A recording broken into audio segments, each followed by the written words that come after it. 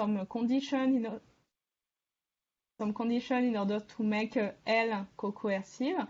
So we have L, which is eta co-coercive if and only if lambda mean is positive or null. We need to have the equality between the kernels, so the kernel of L plus L transpose should be equal to the kernel of L, and we have a condition on the parameter eta here, which is a co-coercive parameter.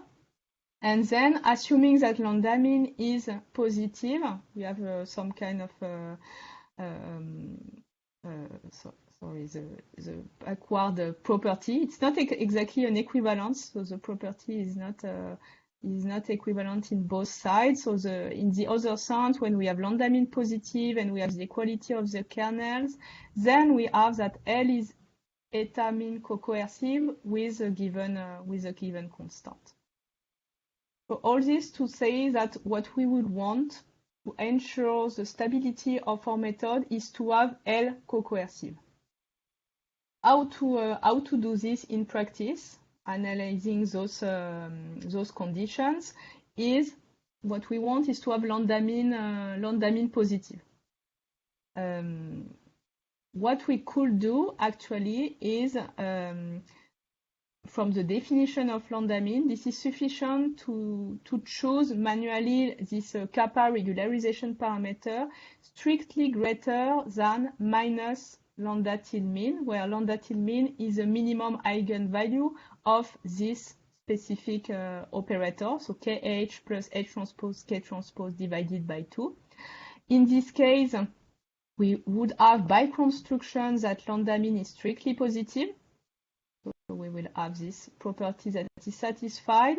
And the second point is that because of those choices, we would have that the two kernels are reducing to the null space. So in that case, we would have that the two conditions are satisfied and we have our operator which is co-coercive and we can control the constant. This will be very important because knowing this constant will allow us to know how to set the step size in our algorithm in order to make it convergent.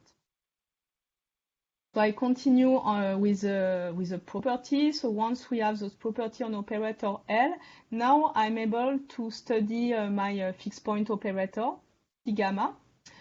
So first, I can re-express and use the definition of the proximity operator in order to be a bit more precise about this the set of fixed points of my T gamma. And actually, what we can easily show is that X still belongs to the fixed point of T gamma if and only if it belongs to this set. And we recover here, so we have some linear terms and the subdifferential of G at X, and this comes from the use of the proximity operator. So what can we say about this set? So first thing to check is that it is non-empty. So first, if lambda mean is positive, F is closed and convex, and if L is co-coercive, this is what we wanted, F is non-empty if we have one of the two extra conditions. So either the domain of partial G is equal to Rn, and this function is coercive, that is goes to infinity at infinity. So it actually this depends on the property of the regularization function we choose. Or it is also sufficient to say that to check that the domain of G is bounded, which can be true, for example, if G corresponds to some constraints on a bounded set. So okay, so the first thing is that the problem can be well defined. We can have F non-empty, but what is more important is the case when F is reduced to a singleton.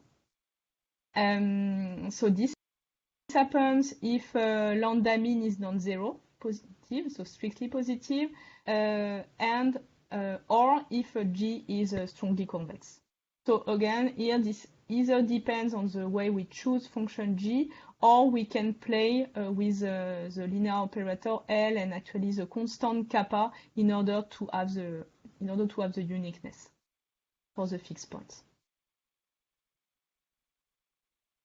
So let me finish this theoretical part by the main theorem we obtained, which is the existence and unicity solution for the fixed point. So to summarize, if we have that L is co-coercive, we can control the strong convexity of G. So basically either this G is strongly convex or we have this lambda mean non-zero. And the 3 is just a notation. I not X add the solution to the exact problem.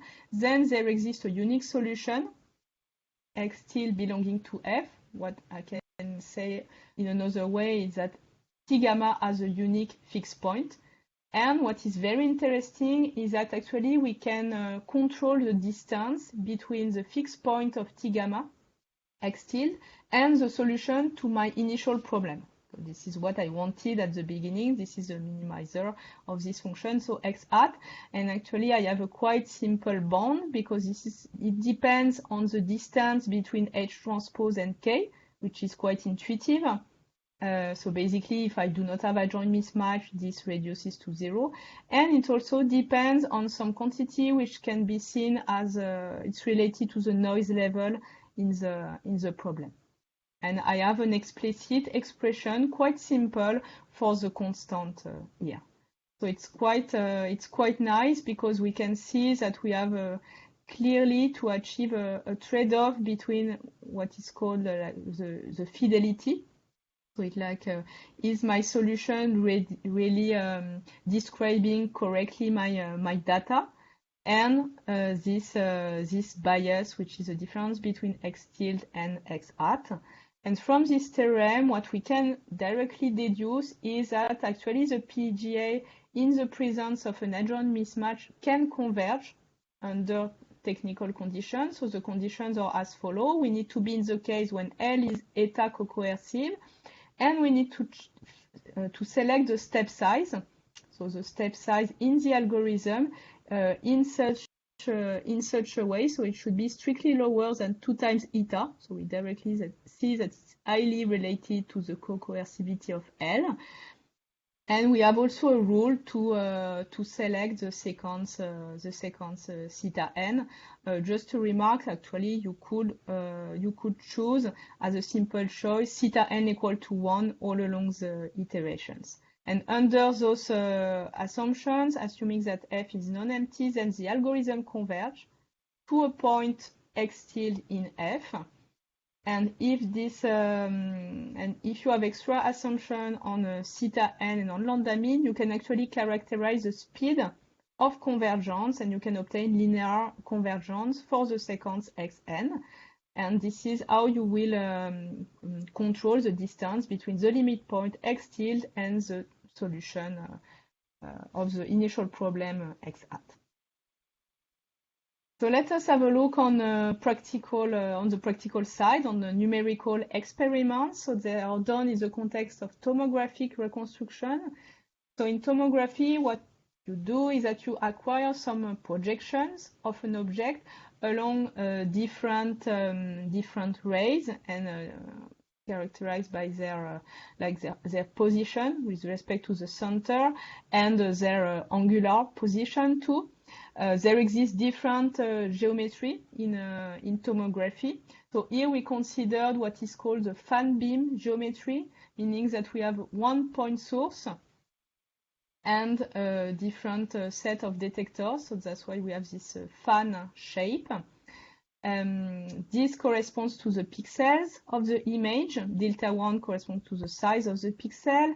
And here I just denoted the different characteristics of our geometry. So we can characterize this source to object distance, this source to image distance, and also the distance between two detectors, which is here it's lower than the distance between two pixels.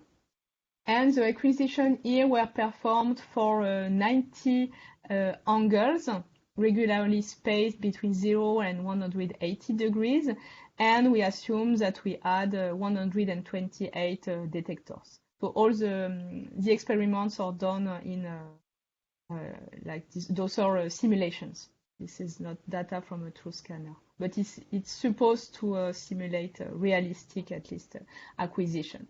So this is an initial object, so it corresponds, sometimes it's called a phantom. It's supposed to mimic what can happen in a slice of a body with different gray levels and a zero background. And this is how what the data looks like if you display them with here the 128 detectors and the 19 degrees, the 19 angles. So this is the data Y, and we have a little bit of noise, so a Gaussian noise with a zero mean, IID, and 0.2 for the standard deviation.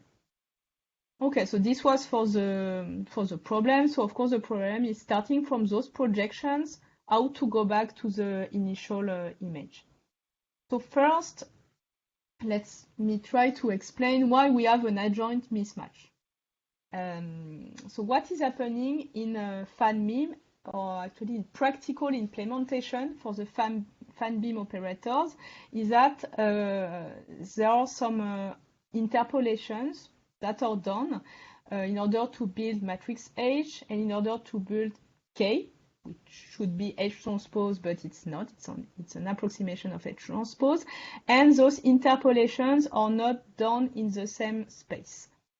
So very briefly, what is used is that we adopt what is called a pixel-driven interpolation in order to build matrix H. And we adopt a ray-driven interpolation in order to build matrix K. The reason is that it leads to much faster implementation, and it was also observed to reduce certain artifacts. So that's why, actually, because we have those two different interpolations, because we are not working in the continuous domain but in the discrete domain, we have this mismatch between K and the transpose of this operator H.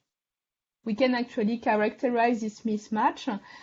So what we did is that we compute this ratio with for random vectors U and V. We average it over 100 and random vectors, and what we obtain is this. It should be exactly equal to 1. If we did not have any adjoint mismatch, but you can see that it's not exactly equal to 1. It seems not dramatic, actually, but we will see in the results that it can be. Just something maybe more visual. What we did is that we apply H transpose and K on a uniform view, so that is a constant vector. This is what we obtain with H transpose. And this is what we obtain with K. And actually, we can understand the idea of this matrix K for practitioners. Actually, it was built in order to be the sparsest matrix possible. So it has a much higher degree of sparsity, so less coefficients equal to 0. And this is very visible here because it tends to really simplify the back projection operation, but we can really see that the two results are different for a constant vector, despite this very close to 1 constant. So this is the optimization problem we propose to solve. So for the regularization function, what we propose is a sparsity-based regularity. We assume that the image X is sparse in the wavelet domain, so we use an orthogonal simulate to wavelet transform, W, and we penalize the L1 norm of the wavelet coefficients of the image. We set the regularization parameter lambda so as to have the best visual results.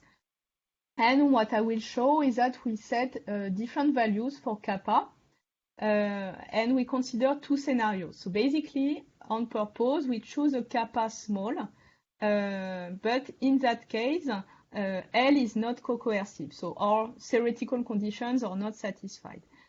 The second choice is to choose kappa 2 equals 6.5, which was like manually set in order to satisfy our theoretical conditions. So to do this, actually, we just compute the eigenvalues for this linear operator, and we were able to compute the limiting value for kappa, and we take kappa 2 slightly larger.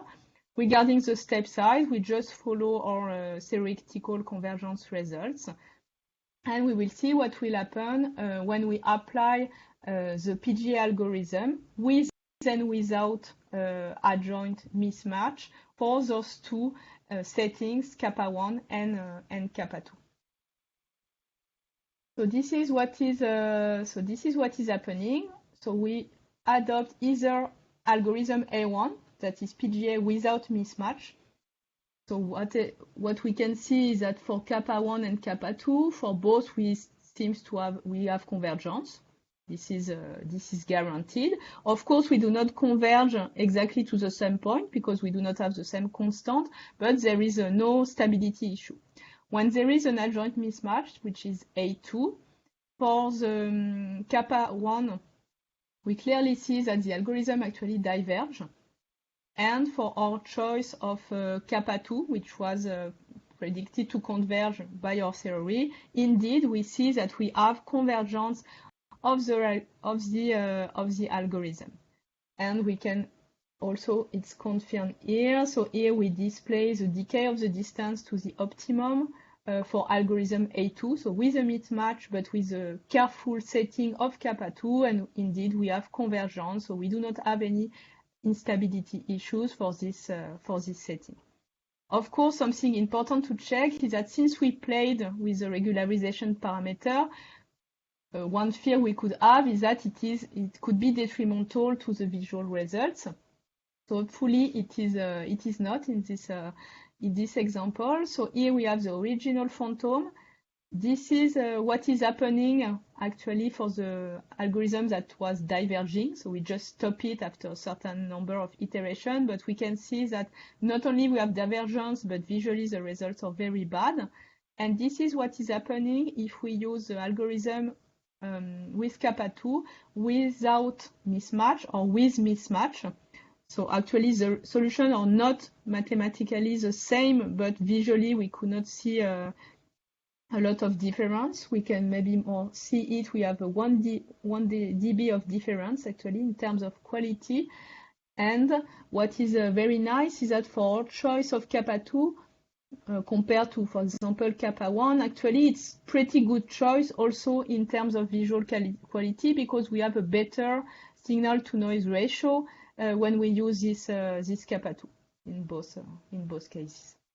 Hi, Emily. I'm sorry to interrupt. Yeah. Actually, you're out of time. Yeah, I'm concluding. If you can take 30 seconds to conclude. Yeah, sure. So in this work, we characterize the fixed point of this PGA algorithm in the presence of adjoint mismatch. So I gave some condition of convergence, and we show the validity of these results on image reconstruction. And what is the main contribution is actually to reconcile theory and with practical implementations of PGA in the context of X-ray tomographic imaging. So I will just finish by giving you some references, and especially of the paper which is presenting our work, which is just about to appear in Inverse Problem. Okay, thank you. Thank you very much. So we have -5 minutes for questions. So maybe just one question if anyone wants to pick up.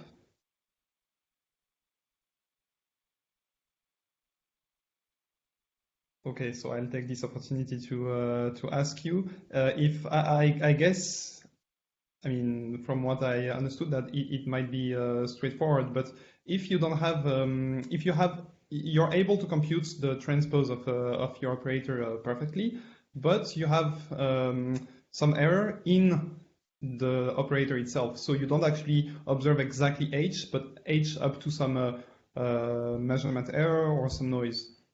Can you extend the whole machinery? Actually, it's an important point.